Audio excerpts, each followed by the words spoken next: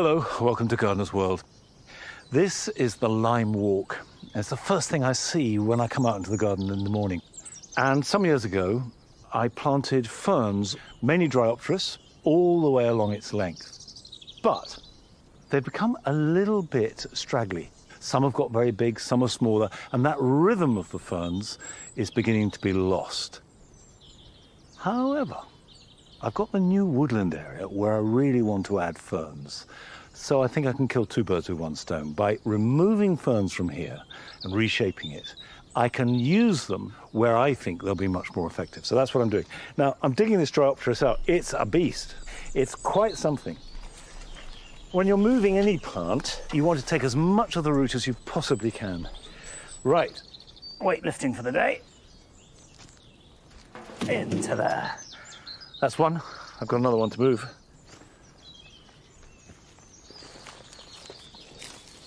They are really quite substantial.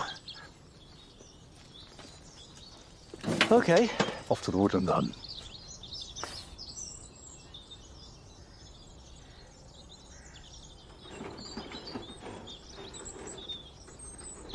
Come on.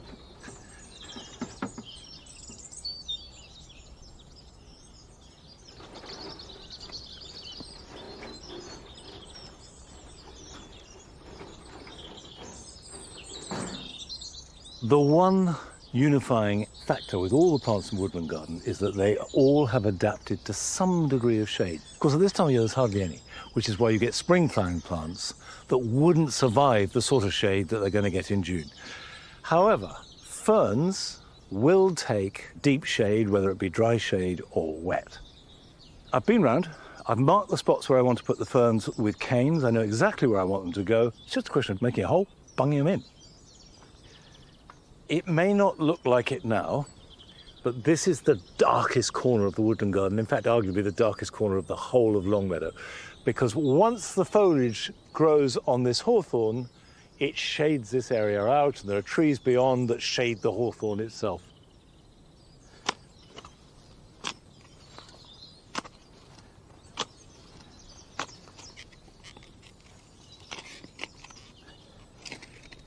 Right.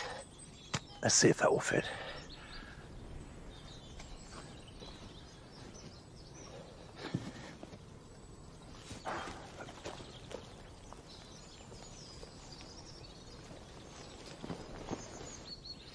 There you go. It is important not to plant them too deep, just the level that they were when you dug them up.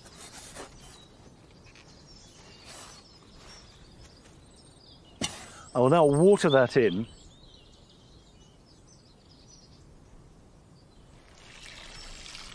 Everything you plant into the ground should have a good soak.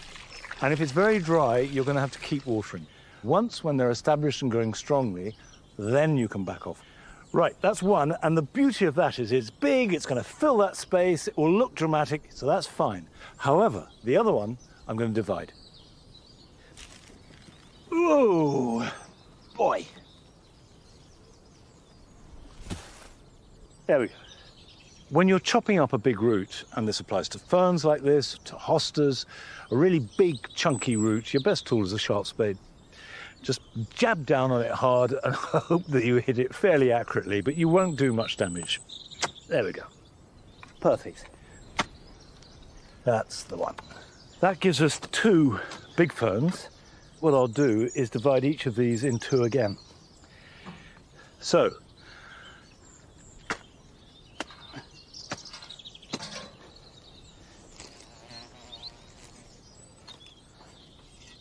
ferns are really, really adaptable plants.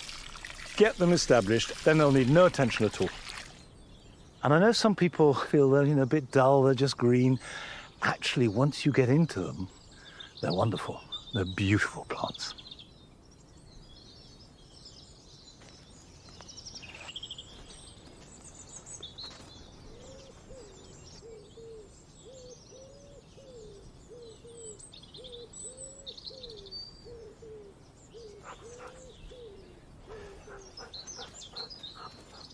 The orchard is filled with daffodils. The first lot are the wild daffodil, the pseudo-narcissus, which is actually, to be honest, just beginning to go over, but we've got others coming through. We've got daffodils that we've planted out from pots. We've also added pheasant-eye daffodils, which flower very late. They will come through in May. But the point about the daffodils here in the orchard and any in long grass is they're quite robust, and they have to be, because the wind can sweep in, we can have rain, we can have snow, and the daffodils have to take it all and keep on flowering without any protection. And by and large, they do, and they look wonderful. However, Frances has been to visit a collection of daffodils that are very different. They're small, but they're exquisitely beautiful.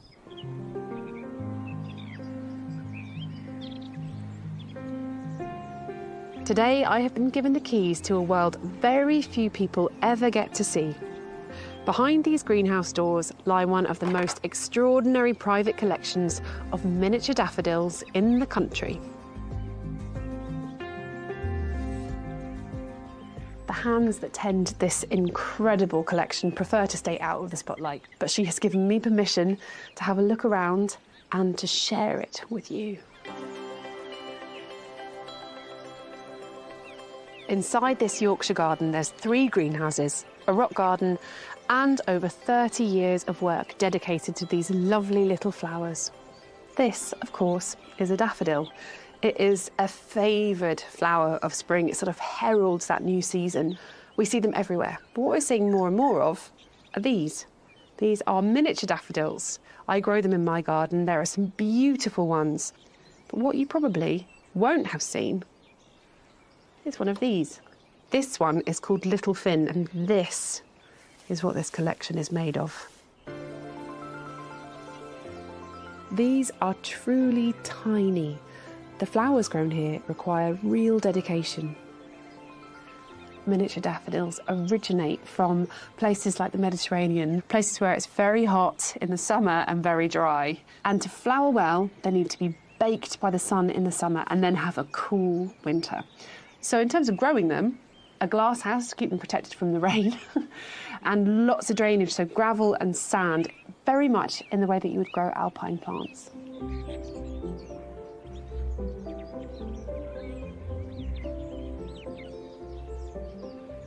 In this greenhouse is where all the species daffodils or narcissi are kept. So these are ones that naturally occur in the wild.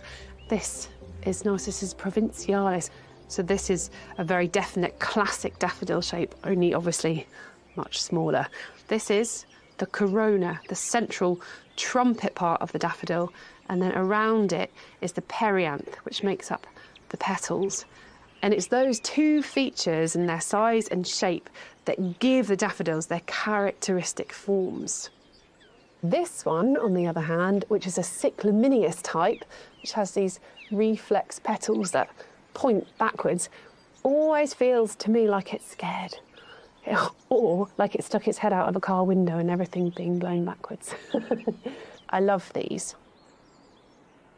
These ones may be my favourite narcissi. They're called bulbicodium or hooped petticoat, so you can kind of see why from this beautiful big trumpet. So this is a really oversized corona and very, very small perianth with these tiny petals. Absolutely stunning. And it's all of these differences. Once you start to look at daffodils, as with any plant, if you get obsessed with them, you see these minute little shifts from one species to another species. And then, of course, from them, you can start breeding brand new hybrids.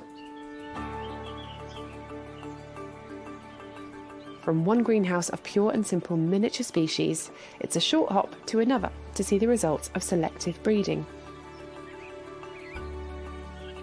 Now, all of the narcissi in here are bred hybrids. So they've been selected over a huge process to come to this stage of being ready. And there are some absolutely incredible ones here. Look, this is Peach Twist. It has twisted petals on the perianth, and the corona is that peachy colour. It's really unusual, really, really beautiful. What else do we have? Oh, look. So this one has a square flower because it has 2 extra petals on it. And then just in front, look, this beautifully delicate spider-shaped flower with a pronounced trumpet and really, really defined perianth. And I do have to say, the scent in here is incredible. Narcissi don't all have scent, but a lot of them do.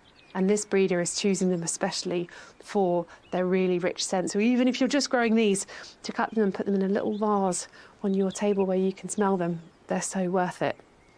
To get here, though, is not a simple thing. As with any passion project, selecting and breeding these takes an awful lot of time.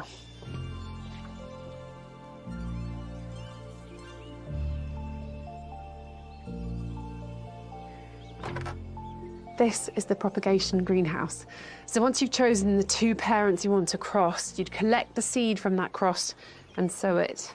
And this is what you would get. This is just germinated seed in year 1. Look how fine and delicate this is. And each one of these blades will grow into a slightly different flower, potentially, with different characteristics from the parents. So you never know what you're going to get when you do plant breeding. Now, this is year 2. So again, incredibly fine and delicate plants. And it won't be until year 4 when the first flowers will grow. Now this is a year 4 seedling. So this is the first time that this has ever flowered. No one's ever seen this before because it's never existed before. But that's the magic of this.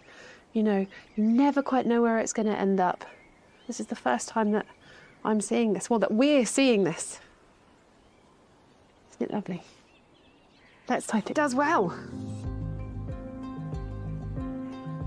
But not all miniature daffodils need the comfort and safety of a cool greenhouse, as it is their selective breeding that has resulted in their tolerance to our UK outdoor climate.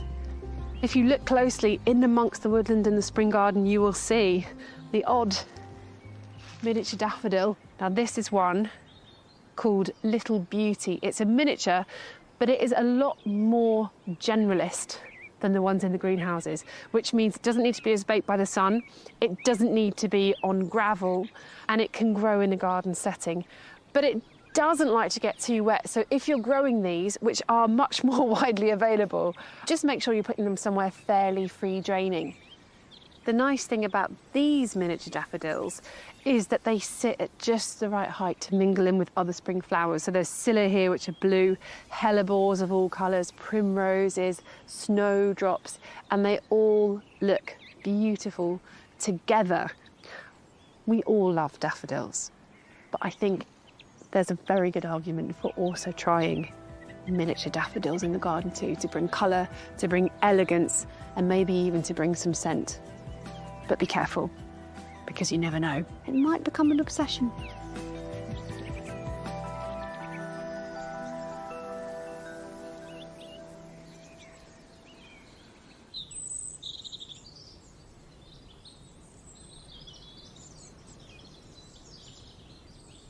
I do think those miniature daffodils, of which I do have a few and grow them in pots, are exquisite, jewel-like. The daffodils I've got here on the mound, and I've trialled them in pots, I've got 2 different sorts. They're very, very similar. This is Pacific Hunter, and this is Hunter Dawn. But they both share the quality I wanted, which is that soft, pale yellow, because the colour scheme here on the mound is pale yellow and pale blue. And that's half the fun. You're looking for varieties and trialling them and just seeing which hits the mark. The hyacinth, for example, Yellow Queen, are spot on. And I think these daffodils are great too. And they have another extra bonus. They're very fragrant.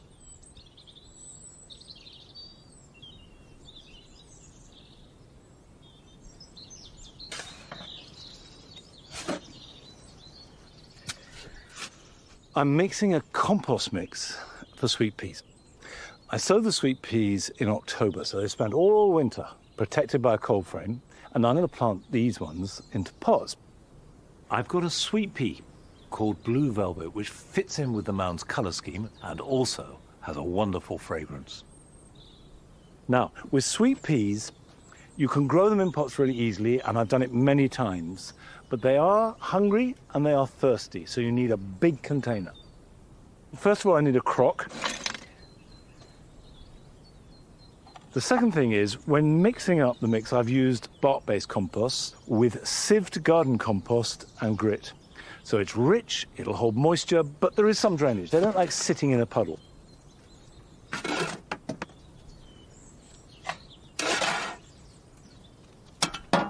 Next phase is to put up the supports before you plant. So we put one in there like that, another like that.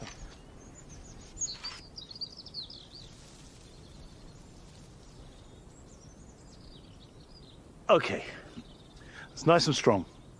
The plants themselves, I have pinched them out at least twice to try and stop them getting leggy. What you want are nice, strong, stocky, sturdy plants with a good root system, and then they will grow nice and tall. They're planted in very deep plugs, and however you're planting them, put them inside the support, not outside. If you put them around the outside, they're going to be hard against the side of the pot and will drain quicker and dry out quicker. The rule of thumb when you're taking anything out of any container is you want an equal amount of root and compost. If it's more compost than root, then probably it needs to be in there a bit longer. That's just about perfect. That's how I like them to be. So, pop it in like that, one at the base of each support.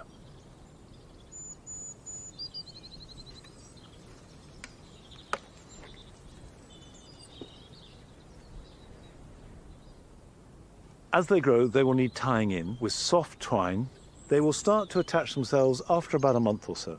Water them at least weekly and feed them with a seaweed feed.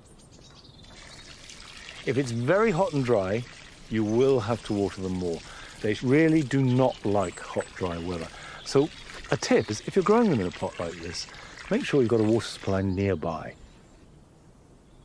I do think that sweet peas look good in any garden. But we went down to West Sussex to visit Millie Proust, who grows lots and lots of varieties of sweet peas and uses them for cut flowers.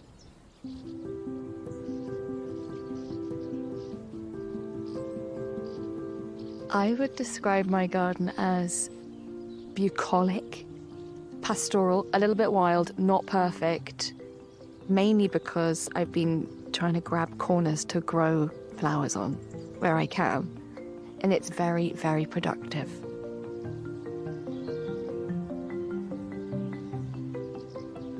I'm Millie Proust. This is my garden in West Sussex, and my life is basically just flowers and seeds.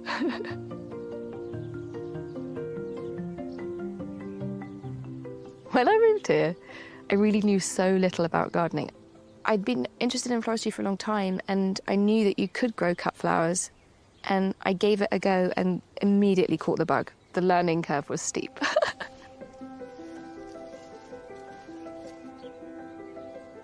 Record of what's been in flower when, and it's also been a chance for me to practice the skills of floristry. So sweet peas have really become an obsession. I'm growing over 70 varieties this year, some here outdoors and then some in the tunnels indoors, and that just helps us hedge our bets on seed harvesting. This is a variety that I'm really excited about, David Tosterman. It was bred just a couple of years ago, and it is the first of a dappled classification. And then this is one of my all-time favourites. It's just such a unique colour.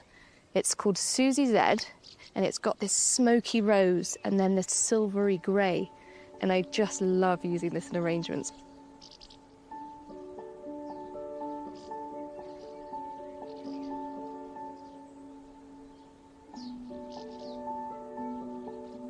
I love violas, and we grow them at the feet of our sweet peas to keep them shaded and keep the moisture locked in. It acts as a sort of living mulch, and they get a bit stressed underneath the sweet peas, so they stretch up and the stems get quite long. So you can see here, got a very usable stem. Just cut off the side shoots and then that goes in a bouquet. Look at that lovely little movement.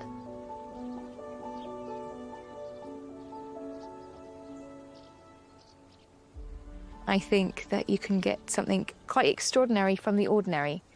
These heuchera leaves I use throughout the year. And they're so lovely and change colour and make such a pretty base for an arrangement. And Nemesia, that is one thing I really love. You can get it at most garden centres, and they come in all sorts of lovely colours. They last really well as a cut flower, and they have these most gorgeous scents.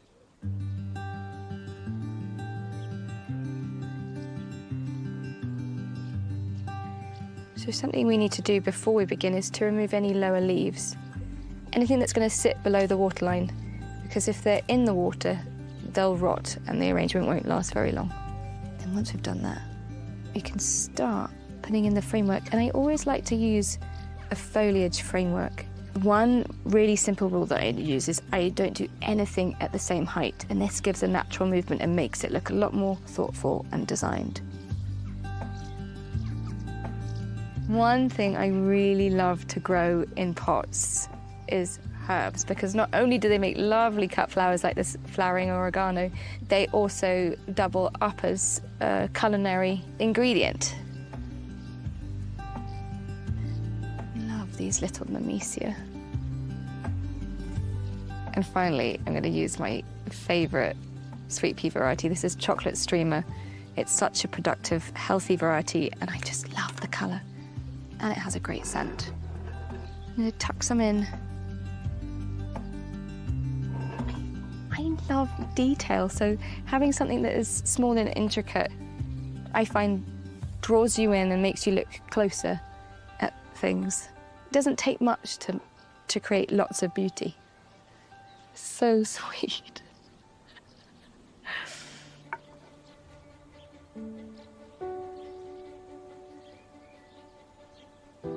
There is something so special about growing things from seed and from cuttings, because there's a sort of input-output that's very satisfying.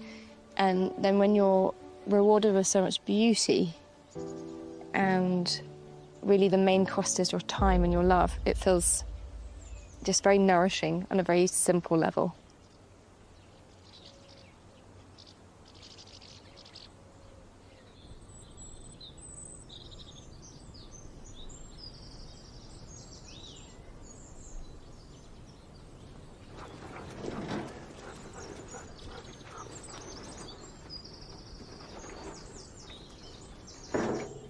Watching Millie compose her display struck me that actually putting a border together is very like making a vase of cut flowers. You need the same difference in heights and sizes, you need texture, you need foliage, you need colour, and you need fragrance.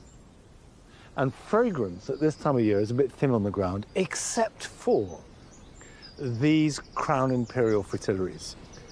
A week ago, they just sort of emerged from the ground. They're growing really fast, they're in bud, but already that very distinctive, musky, slightly foxy fragrance is coming through. And some people find it a little strong. I have to say, I love it, not least because it's such a marker of the season.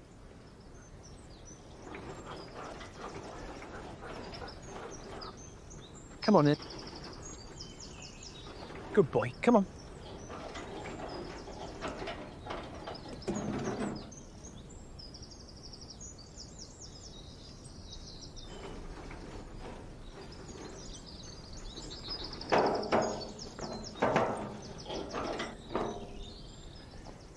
Now, if you'd been with me a week or two ago, or at any time during the winter, the water would be up over my wellies. This was a pond. Now, you might think that's terrible for all plants, but there are some plants that not only survive a winter wet like that, but actually thrive, and this is one of them. This is a Cornus, a dogwood, and like willows, they like wet feet. They're great for planting in a bit of boggy ground or at the edge of a pond, although it actually is very adaptable and will grow in reasonable amount of dry too. It's one of those plants that is tough as old boots. Now, I pruned this back about 2 or 3 years ago, right down. So you can see this is 2 or 3 years growth. Now, the reason why we grow dogwood in the garden, as much as anything else, is for the new shoots in winter, because they have a really vibrant bark, really strong colour. You can see the new growth in there is a sort of lovely, rich burgundy colour. Now, this is Sibirica alba, so the bark is red, but you can get them with green bark, you can have yellow bark, and if you prune hard, you stimulate lots of new growth and lots of wonderful, intense colour in the middle of winter when there isn't much else. Now, the time to cut it back is now. When you start to see the new foliage emerge, cut it back. Now, what I'm going to do with this is really be ruthless. The easiest way to do this is get in there, have a really good hack, and then tidy up.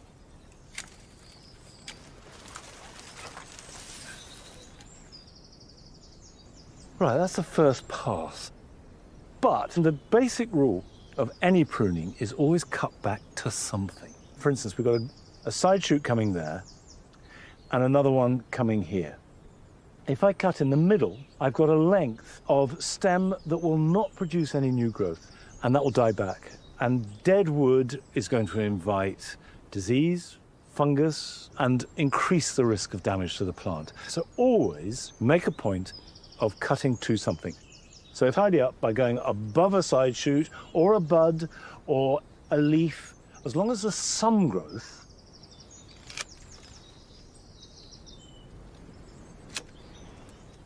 Now, in some cases, you want to reduce it, but there's no obvious side shoot. But if you can see, there's a slight bump, and that's a node. And that counts as something, because that is where leaves will grow from.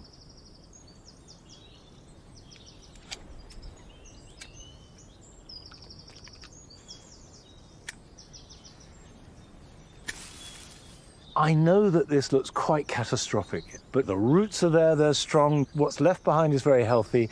That will produce new shoots in weeks. And in a couple of months' time, it'll be about 3-4 foot tall.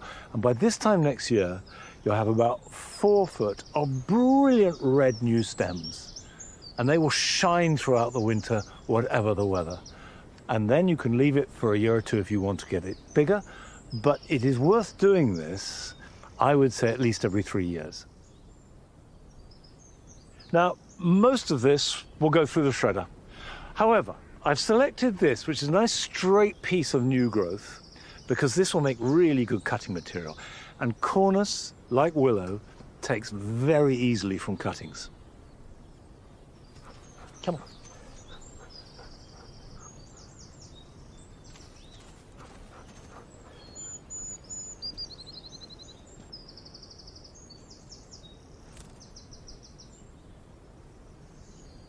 This is the nursery bed. Now, a nursery bed is essentially a holding bed for plants that you've propagated and are growing on till they're big enough to hold their own in a border. There are two great advantages of having a nursery bed. The first is that you don't need pots, you don't need compost, you don't need to water them very often. They look after themselves. And the second thing is that they are growing into the biome of your soil in your garden. So when you plant them out, they are immediately adapted to the conditions they're in. Now, these are cuttings, by and large, which I have struck and rooted in the greenhouse and then planted out.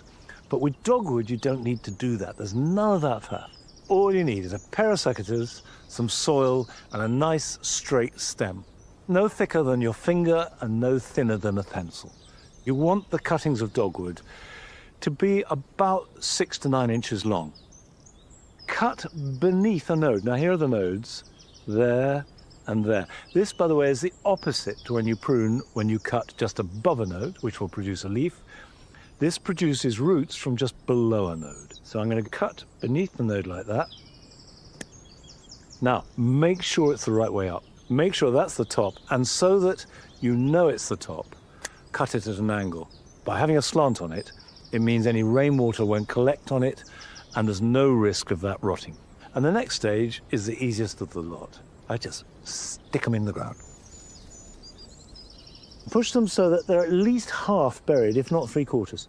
If you've got compacted soil or it's very heavy clay, then it's a good idea to make a sort of V-shaped trench. 3 or 4 inches deep, filled with organic matter, and maybe even put a bit of grit or sand in the bottom, so the drainage is good. Space them 2 or 3 inches apart. You will know there are roots forming when you start to see new growth, but leave them where they are till at least early autumn. Then you can dig them up and plant them. If it doesn't rain, they'll need watering once a week.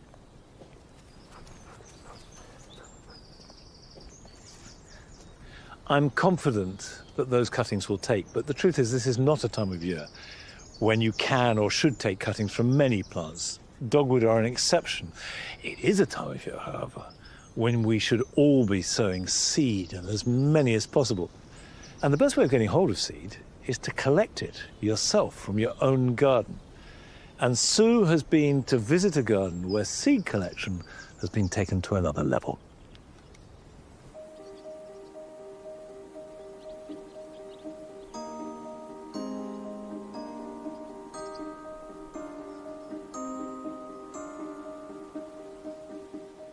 If you like saving seed, you've probably got more than enough.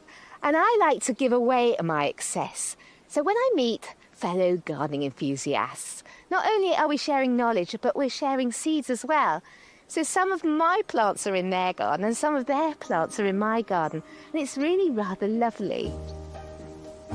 And I've come to Llanelli to meet someone who's taken seed saving to a whole new level. Maggie Carr has been gardening here for 30 years and she's recently started a seed library. Hello, Maggie. Hi, Sue. What is a seed library? Well, a seed library is a collection of seeds that you can have some seeds from. So we give you the seeds for free.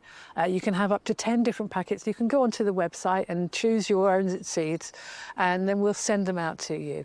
And then we ask you to grow them and to save enough seeds from one variety for 10 packets and send them back to us at the end of the year.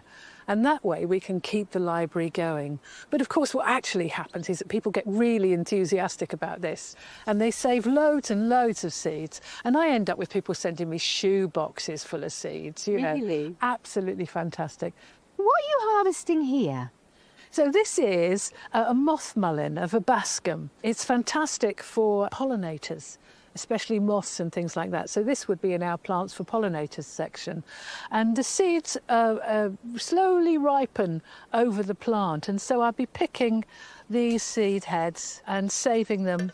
And how do you tell if I look carefully? Okay, so some are darker than others, aren't they? They're darker, but also they start to split. Ah, yep. And so that's when they're really ripe, when they start to split. They're crispy and they're dry. Can you see the Oh, seed? yes. Lots of seed. That's plenty to share, isn't it? Yeah.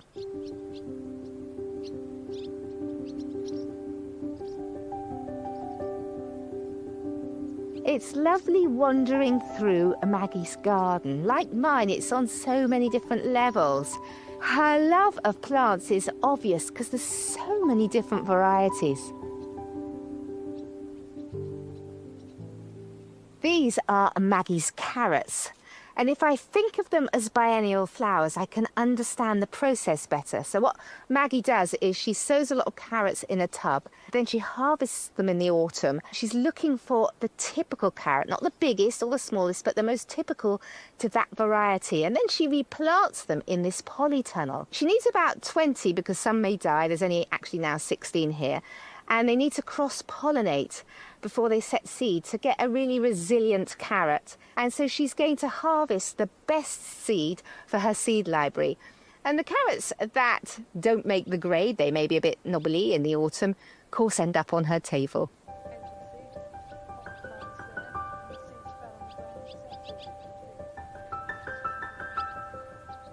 So Maggie, where are you taking me? Well, this is the tunnel of beans. It certainly is. These are full of Maggie's Belotti beans. I'll give one a go. They come from a seed that I was given many, many years ago by somebody who told me that they had the best bean ever. But when she sent me the beans, she didn't send her name. So I had to, in the end, just call them Maggie's Belotti bean. How fabulous. Have a bean named after you. Belotti beans I love. I normally have them dry. How would you have them? Well, first of all, this is my most favourite way, just like this, you know. They are delicious. Delicious, sweet as anything. So I have them raw in salads, and then I let them get a bit bigger, so they get a bit like this, a bit bigger, and then I have them steamed or in stir fries, just chopped up as like a regular bean. These are delicious. I hope I can take a couple of seeds home. I think we might find you a packet. Lovely.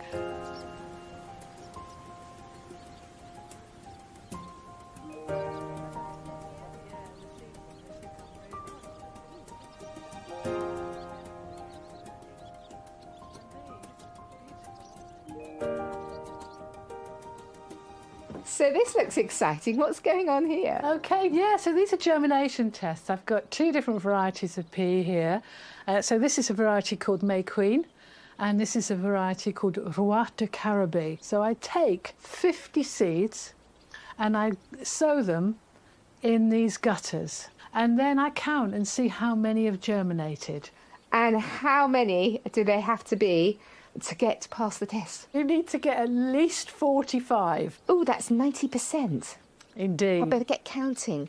1, 2, 3, 15, 16, 17, 18, 19, 27, 28, 29, 30, 43, 44. I failed. Oh, they put them in. And the thing is that these are actually only just been sown. So I'll give them another few days. Give them a chance. And at least one more, I guarantee, will pop up. So this will, in fact, hit the minimum. There's nothing more frustrating, is there, or disappointing, is when you put out your seeds and they don't germinate. Oh, I know. Are they really tasty? They are the sweetest, loveliest peas. They rarely get up to the garden, out of the garden, up to the house, you know, because I just eat them on the way. That is always a sign of a good pea. I'm a snacker.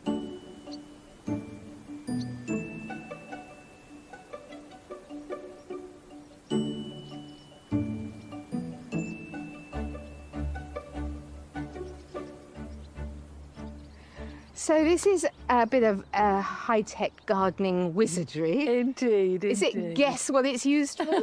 Well, can you? Well, no. Okay. This is a seed cleaner. Right. And I always used to winnow all my seeds, but you end up with it all around the garden, you know, it gets everywhere. And so this is a much more efficient version of that. And so what I do is I put the vacuum cleaner on and suck the air out with the vacuum cleaner, pour the seeds in here, and the chaff gets separated here and goes down into the bottom there, and the seed ends up in that bucket down there. This is ingenious. I know. My son made me this for Christmas. Don't you love sons who I make you love things for Christmas? Vacuum off. Vacuum off, please. So here's the seed ready to pack up and send off all around the country. About my personage, I bought you some seeds of mine. There we go. And these are Mrs. McGee Amaranth. Oh, brilliant. I believe Thank you're you. missing amaranth now. I am missing amaranth, yes. And I brought for you. Ah, Maggie's Maggie's Spallotti Spallotti beans. beans. Wonderful. Thank you. You're welcome.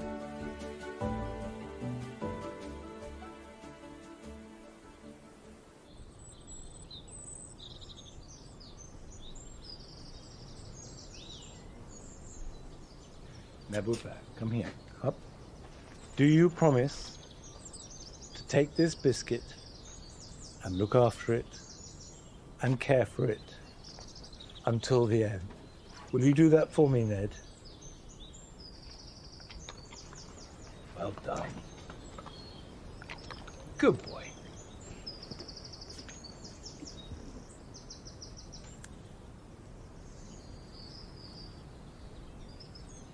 What Maggie's doing works on lots of levels, and I think the idea of a seed library, introducing people to plants that they haven't otherwise got, and then using them to increase the store and the stock of seed of otherwise quite rare plants is a brilliant idea. But there's another more personal reason for collecting seed from your own garden, which is not only that it saves a lot of money, but also if you collect seed from a plant that is clearly happy in your garden, the new plants you grow from the seed will also thrive. And if you then collect seed every year, in effect you are breeding plants that increasingly are adapted to your particular garden. And that means they're going to be extra healthy, extra happy, and extra beautiful.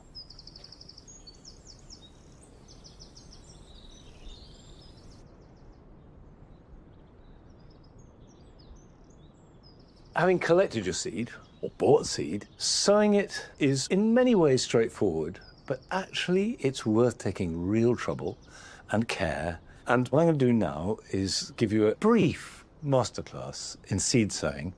And sowing seed is one of the most rewarding things you can do. Okay, let's start. What I've got here are ingredients. Now, seeds don't need much nutrition. It's all in the seed. What it really needs is good soil structure. The compost needs to be loose and open with some nutrition, but not too much. You can buy seed compost, and if you can get it, that's a good option. Personally, I like to modify brought in bark-based compost. I then loosen it up. We want a nice loose root run. Vermiculite is very good because it biodegrades quite quickly. This is perlite. This is actually reused perlite. Perlite opens the soil out, it holds water, but it doesn't get waterlogged, and it biodegrades very slowly. This is leaf mold, not very high in nutrition, but great for soil structure, which is ideal for seeds. And this is sieve garden compost. You don't need much of this, just a little bit to add a bit of goodness and bacteria. It's not an exact science, but I use equal quantities of vermiculite, leaf mold and compost. And if you don't have any leaf mold, simply substitute it with more compost. It's very like cooking. You're mixing it up, and it feels light and fluffy. It should just feel as though it runs through the fingers, and it does, and that's perfect. Now, having made your perfect seed compost, you need to put it in something. Seed trays are ideal, particularly if you have small seeds and quite a lot of them. If you haven't got many seeds, you can buy half-size seed trays. If you've got big seeds, anything that you can pick up individually in your hands, plugs or cells are really good because each seed has space for the roots to grow. Now, today, I'm going to sow tomatoes, so I'm just going to use a small seed tray because I don't need a massive amount. Fill it, not quite to overflowing, and then give it a shake so it's even. And what I do is very lightly push on it, and that levels the surface. Now, I'm sowing Gardener's Delight, which is a really good tomato to start with. If you've not grown tomatoes before, it's very forgiving. It's good to grow outside. You can grow it in the greenhouse as well, so a good place to start. Now, the simplest way to do it is take a pinch and try and spread them out as evenly as you can, looking to space each seed, ideally half an inch, a centimetre apart, but that is quite tricky. Another little tip is to take a pencil, and in this case, it's a sharpened stick, but the principle is the same.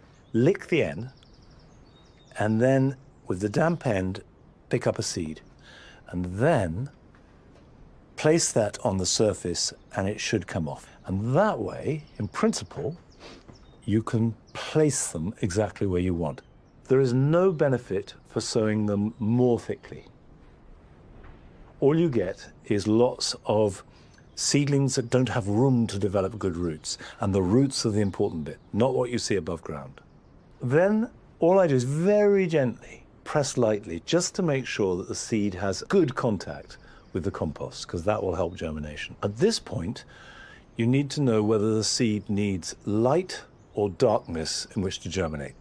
Most seeds like darkness, and seed packets will always have that information on it. Tomatoes need covering. I cover them with vermiculite. A sprinkle of compost will work as well. Now, I'm just sprinkling this very thinly, like that. Label it.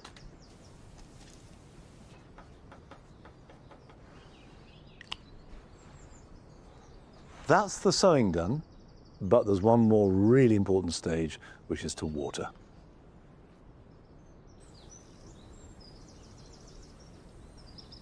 Probably the best way is simply place the seed tray in a tray or a bath or a container of water so it absorbs moisture from the bottom. Leave it there for about 10 or 15 minutes and then put it somewhere warm to germinate. Ideally sort of somewhere between 15 and 20 degrees, and if you can keep it constant, so much the better. Keep them watered but not sodden, and then the seedlings will emerge, at which point we go on to the next step, but we'll come to that in due course. Now, I adore tomatoes and grow lots, but we went to Wiltshire to visit a real tomato aficionado.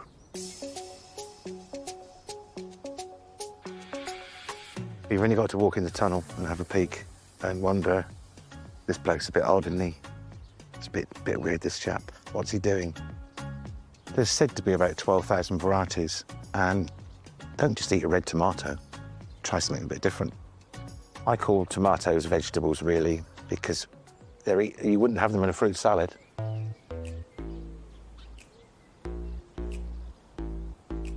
My name's Lance. I'm a passionate tomato grower. I grow about 120 varieties a year. Tomatoes are the one fruit or vegetable, whatever you want to call them, that cannot be replicated in the supermarket. You can buy a cabbage and grow a cabbage. There's a little bit of difference in the quality, but you cannot replicate a homegrown tomato.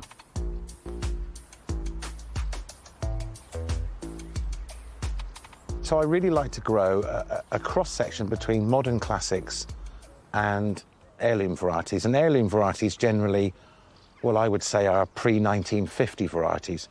Heirlooms have this fantastic backstory with their history, and I like finding them and unearthing them because some of them were lost unless they'd been saved in seed banks. An heirloom with a story, with a great taste profile.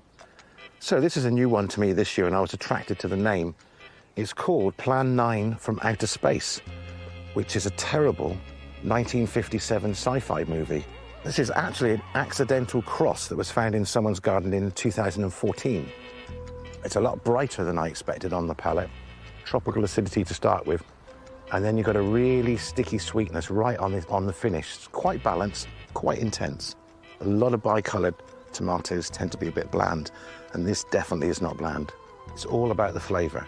I love intense flavoured tomatoes, which you simply can't buy. It's nothing like a homegrown tomato, nothing to replicate it.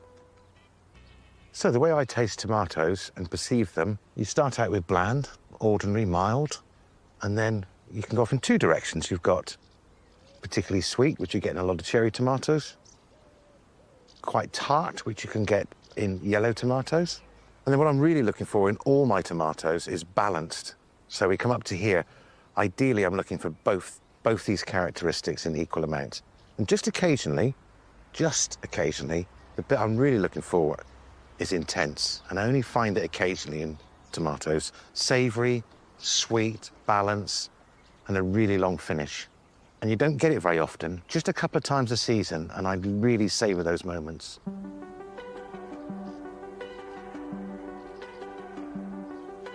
So this is a wonderful heirloom that I've been sent by a gentleman in Hertfordshire who's been growing it for 15 years, and his family have been growing it in Cyprus for 3 generations. And many people in the same village have been growing it, and it's a village called Vasa in Cyprus, and this is called Heart of Vasa, and it's the first time I've grown it. This has been passed down by many generations in this village in Cyprus. So it's a genuine heirloom that's been unearthed, and I'm so thrilled to be growing it. This is Chopper Chops, and I've been growing this for about 4 years, and it is deeply embedded in my collection now, and I grow it every single season. So this variety has black shoulders, and that is where the sun has hit it, and it's anthocyanin. It's a pigment that you find in blueberries.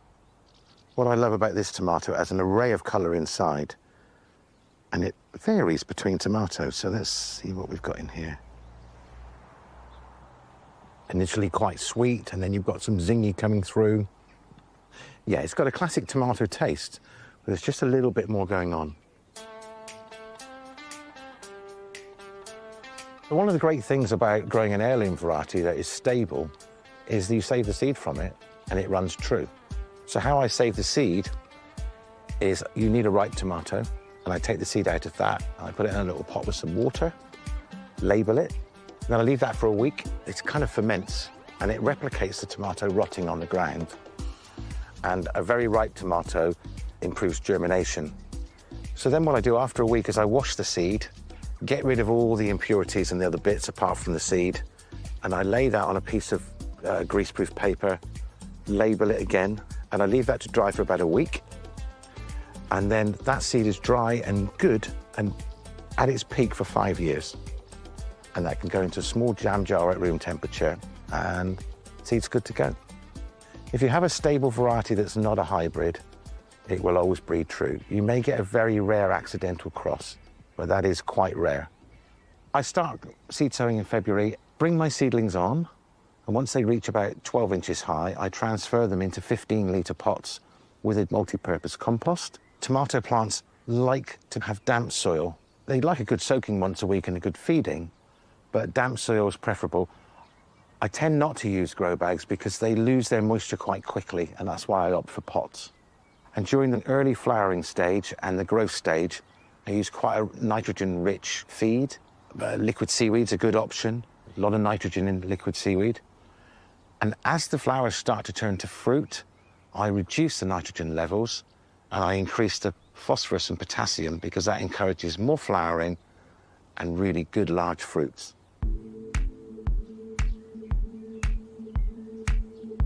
So something I've been growing for the last couple of years because it's just a really interesting concept are micro tomatoes. And this is the complete variation you get from the smallest up to the tallest.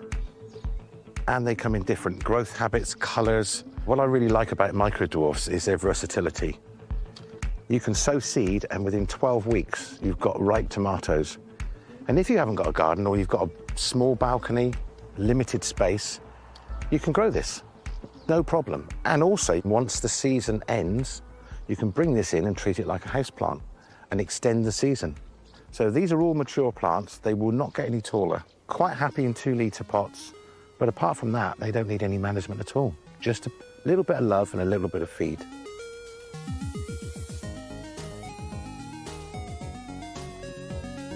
If you've never grown a tomato before, I would definitely give it a try. It's very rewarding. Homegrown tomatoes are fantastic. Take the plunge, give it a go. You've got nothing to lose.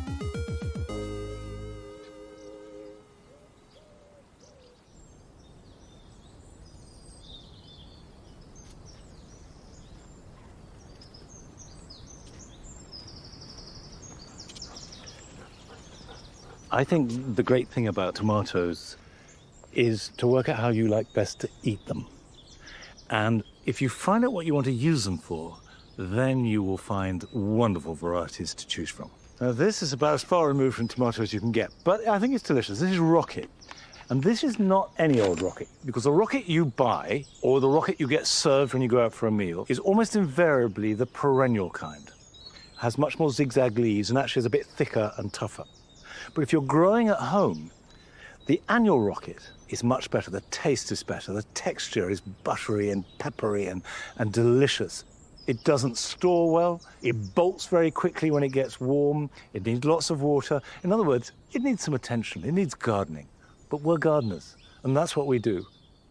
This I sowed actually in January, but sow it now, and it will come up within days, and it'll be good until May, and then it will start to bolt. But you sow another crop in August for harvesting in September and October.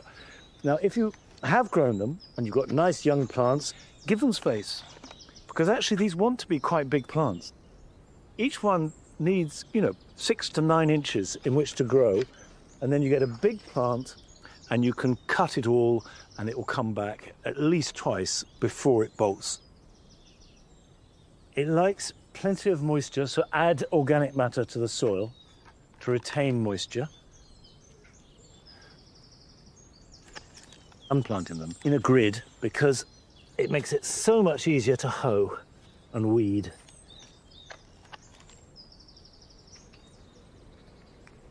Although it seems a very humble plant, I think this is something for the epicure. Really delicious rocket, and it also makes very good pesto. Rocket, walnuts, you can use cheddar cheese, oil. It's absolutely delicious.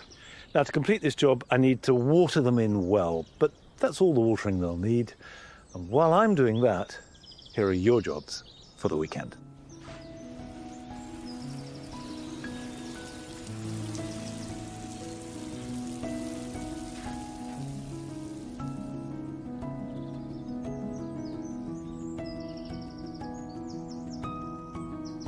If you're growing climbing or rambling roses and you haven't tied them in, then do so now.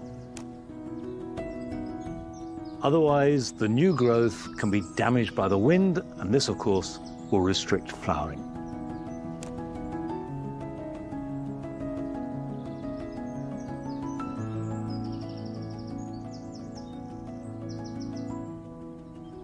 Now's the time to sow broad beans, not least because they are one of the seeds that will germinate at lower temperatures than most.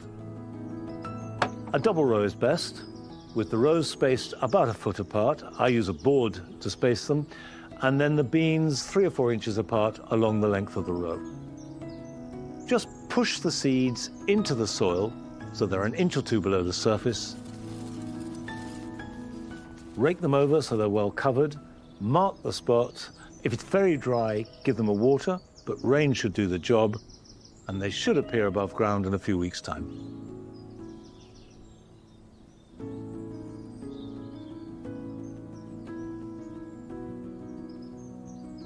If you grow the winter honeysuckle, the Nursery fragrantissima, like I do, then now is the time to prune it. And this applies to all the early flowering shrubs. Prune them immediately after flowering. This is because they produce their new flowers on this year's growth.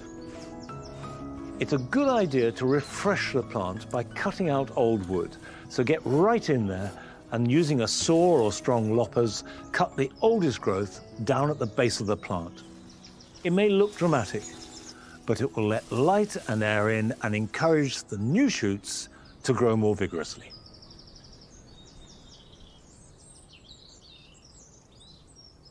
Come on in.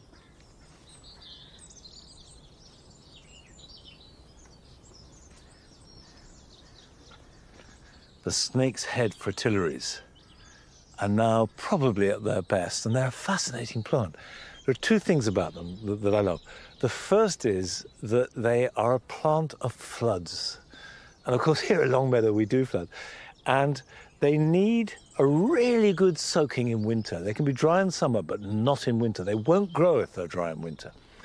And I planted about a dozen 25, 30 years ago, and they have spread down this end, which is the wettest end. When the flood comes in, this is where it comes in, and it comes halfway up and no further, and they haven't spread further up at all. So they're absolutely a marker of the waterline. And the second extraordinary thing about them is we think of them as one of our really special wildflowers, flowering by the 1,000 on water meadows. But actually, they're almost certainly a garden escapee. So it's a plant that has been introduced, slowly left gardens, found where it likes, and made itself at home, which is what it's done here at Longmeadow. Anyway, that's it for today. I'll see you back here next time. So until then, bye-bye.